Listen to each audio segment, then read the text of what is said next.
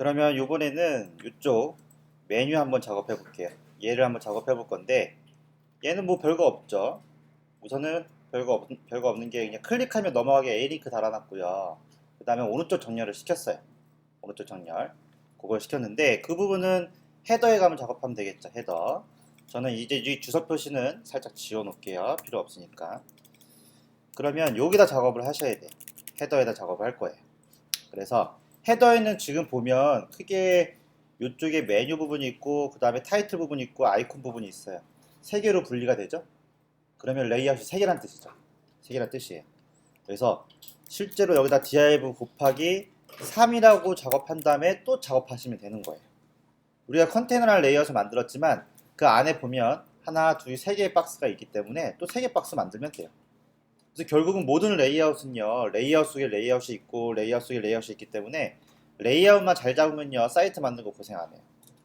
근데 그 레이아웃이 제일 어려운 데가 여러분들 뭐냐면 회원가입이나 로그인 폼 있죠. 그런 부분이 좀 어렵긴 해요. 많이 틀어져서. 아무튼 그렇게 작업하시면 되고, 얘는 이쪽은 첫 번째니까 여기다가 이름을 붙여주죠. 이름을 퀵이라고 붙여줄게요.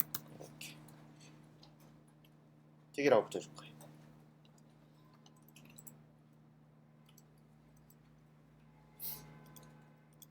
그래서 여기에서 이제 코딩할 수 있는 방법이 두 가지가 있는 거예요. 킥이라는 메뉴를 만들었어요. 만들었죠? 그러면 이거를 코딩하려면 무슨 태그를 써야 될까요? ULLI 태그, A 태그 두 가지 방법이 있어요. 두 가지 방법이 있는데 여러분들이 편한 거 쓰시면 되는데 편한 것보다 소스가 좀 더 간결하면서 결과가 잘 나올 수 있도록 해주면 좋은데 첫 번째 두 가지 방법을 다 써볼 거예요. 어떤 방법을 쓰냐면 블록 구조를 이용해서 작업해 보는 거예요. 얘한테 제가 블록 구조를 한번 이용해서 작업해볼게요. 블록 구조를 이용해서 작업하는 방법이 있고 그 다음에 인라인 구조를 이용해서 작업하는 방법이 있어요. 두 가지를 다 해볼 건데 여러분들이 비교해서 어떤 게 좋은지 판단하시면 돼요. 이 두 가지 방법을 다 써볼 거예요. 우선은 여기다가 블록 구조를 이용해서 작업해 볼게요.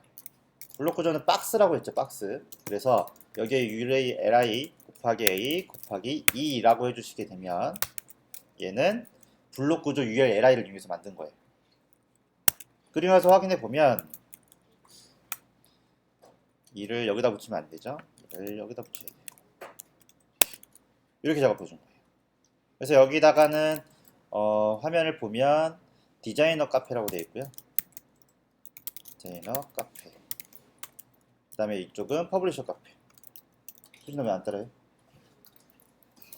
이거 따라하는 거예요 지금.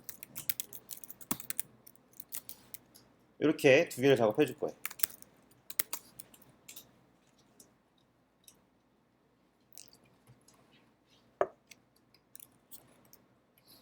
블록 구조를 이용해 작업하는 방법이에요 이게.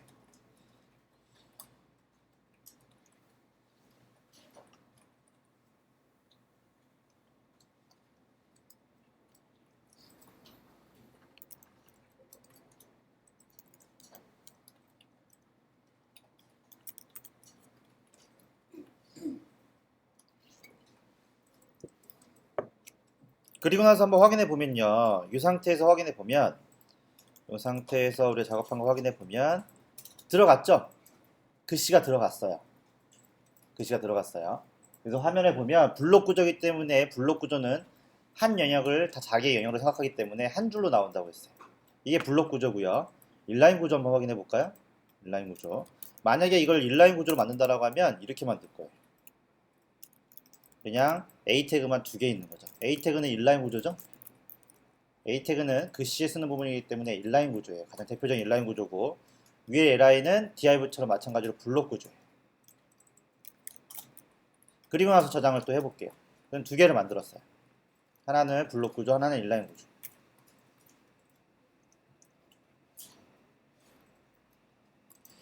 그리고 나서 확인해 보시면 두 번째는요 가로로 나왔죠? 가로로 나왔어요. 그죠? 가로 나왔어요. 인라인 구조가 원래 이런 스타일이죠?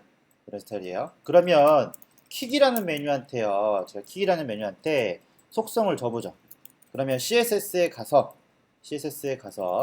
이쪽에 가서 밑에다가 맨 밑에 내려가서요. 이쪽에다가 뭐라고 해줄 거냐면 주석 표시로 퀵 메뉴라고 작업해 주고요. 퀵 메뉴한테 뭐라고 해줄 거냐면 텍스트를요 얼라인을 라이트로 해줄 거예요. 이렇게 라이트로 해줬어요.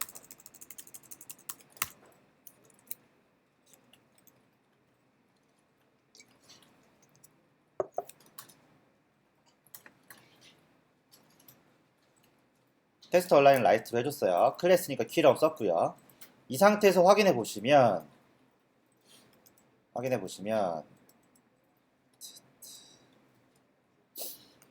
반응이 없네요.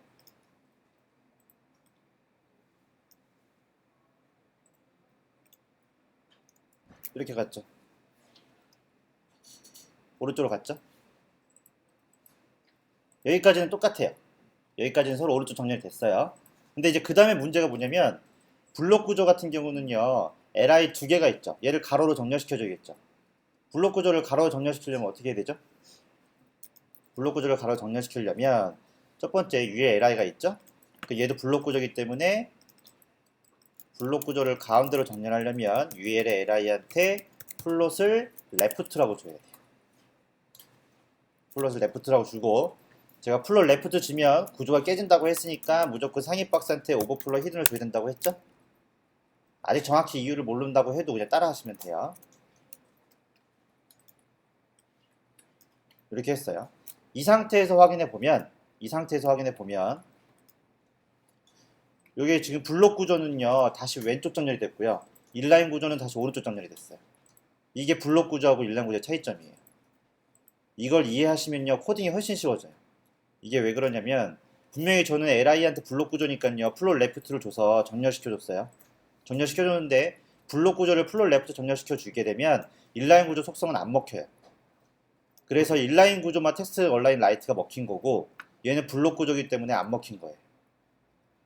그래서 지금 보시게 되면 처음에 이런 구조가 나왔을 때 이거를 블록 구조로 할 건지 인라인 구조로 할 건지 판단을 잘 하셔야 돼요. 근데 제가 익스프로 6이나 7, 8, 9 작업했을 때는요 인라인 구조를 쓸 수가 없었어요. 왜냐면 많이 깨져요. 그래서 그때는요 이렇게 다 코딩했어요. 좀 소스가 길어져도요 노가다로 작업했었어요. 근데 지금은 이게 훨씬 낫겠죠. 왜냐면 익스프로 6, 7, 8을 확인할 일이 없으니까 최소 9부터 확인하면 되니까요. 굳이 여기서는 요걸 쓸 필요가 없는 거죠. 근데 요게 쓸 필요가 있을 때도 있어요.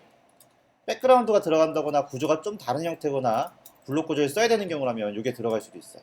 이건 상황에 따라서 틀려요.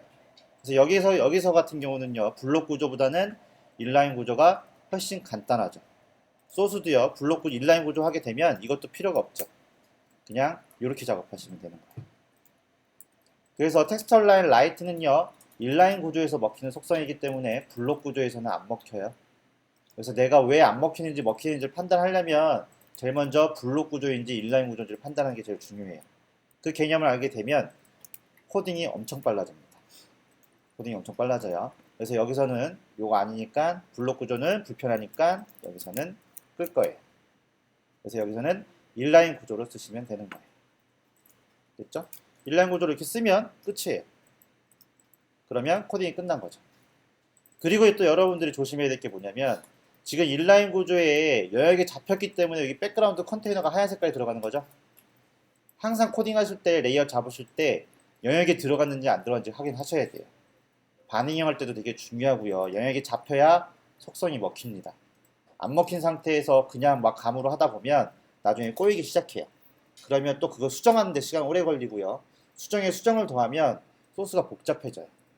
처음에 하실 때는요. 레이아웃 잡고 영역 잡고 블록 구조인지 인라인 구조인지 판단한 다음에 적당한 걸 넣어주시면 돼요.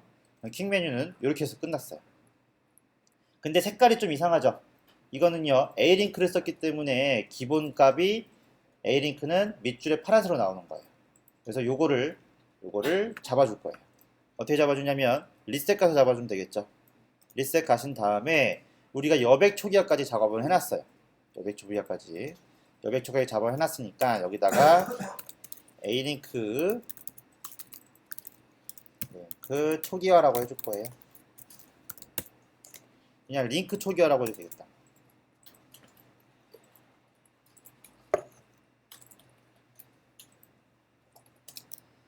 그래 놓고 여기다가 A라고 쓰신 다음에 모든 컬러 기본값은요. 기본값은 273743으로 설정해 줄 거고요. 그 다음에 밑줄 생기게 아주 파란색에 밑줄 안 생기게 해줄 거예요. 그래서 텍스트 데코레이션을 논이라고 작업해 줄 거예요.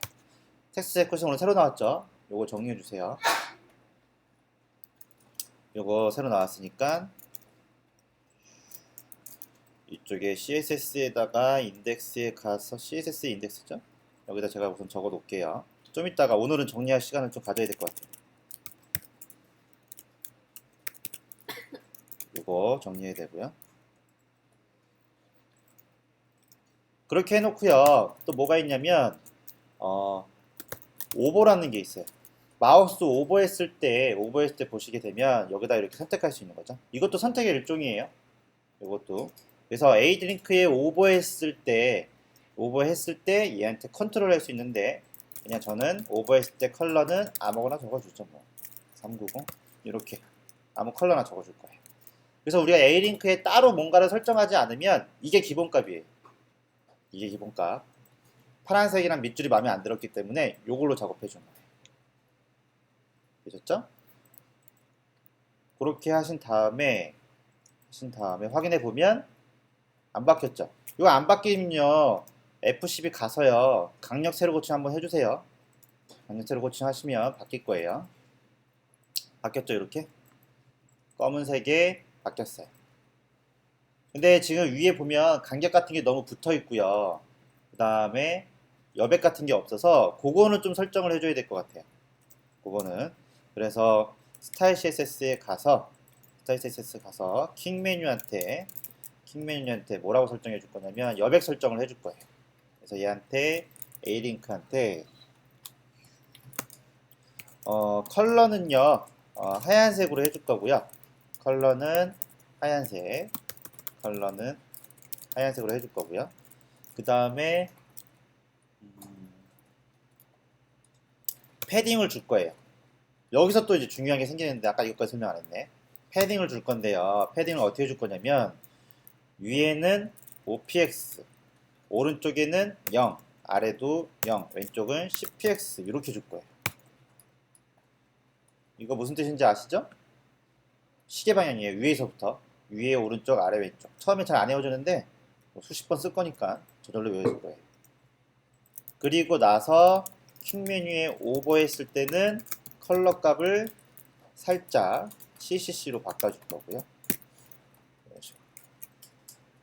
이렇게 퀵 메뉴 설정해 줄 거예요. 근데 여기서 문제점이 하나 생겨요.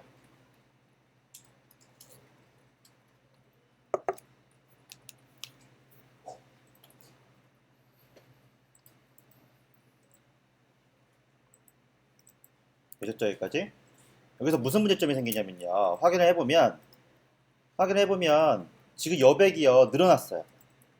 여기 보시면 왼쪽으로 했기 때문에 오른쪽에 딱 붙어야 돼서 왼쪽에 보시면 여백이 늘어났거든요. 근데 위 아래는 여백이 늘어나지 않았어요. 다시 위쪽에다가 20으로 줬어요. 20으로 줬는데 패딩을 탑으로 20으로 줬는데 반응이 없어요. 그러면 왼쪽으로 30을 줘볼게요. 30을 주고 확인해보면 먹히죠. 왜 그럴까요? 패딩을 분명히 줬는데 위에는 안 먹히고 왼쪽 오른쪽만 먹혀요. 인라인 구조라서 그래요. 인라인 구조는 테스트에서 쓰는 거죠. 패딩이나 마진은 블록 구조에서 주는 거예요. 그렇기 때문에 원래 이거 다 먹혀야 되는데 한쪽만 먹히게 돼요. 그래서 얘한테 성질을 바꿔주는 거예요. 뭐라고 바꿔주냐면 디스플레이를 블록 성질로 줘야지 이 패딩 값이 먹혀요. 그러면 디스플레이를 블록으로 줄 거예요. 디스플레이를 블록으로 주면 아까 ULLI랑 똑같아요. ULLI도 블록 구조였기 때문에 성질이 똑같아요. 그 상태에서 확인해보면 문제가 뭐냐면 다시 두 줄로 나오죠. 블록 구조니까. 이럴 때 쓰는 게 뭐냐면 인라인 블록이에요. 이렇게. 그래서 인라인 성질을 갖고 있으면서 블러 성질을 갖고 있는 디스플레이 인라인 블러 성질을 주시게 되면 얘는 가로로 이렇게 정렬이 되고 여백도 먹혀요. 여백도 좀 먹혔죠? 아까보다. 그래서 이렇게 마무리해 주시면 돼요. 그래서 이것도 되게 중요해요. 디스플레이 인라인 블러 이것도 되게 많이 쓸 거예요. 여기까지 한번 확인해 볼게요.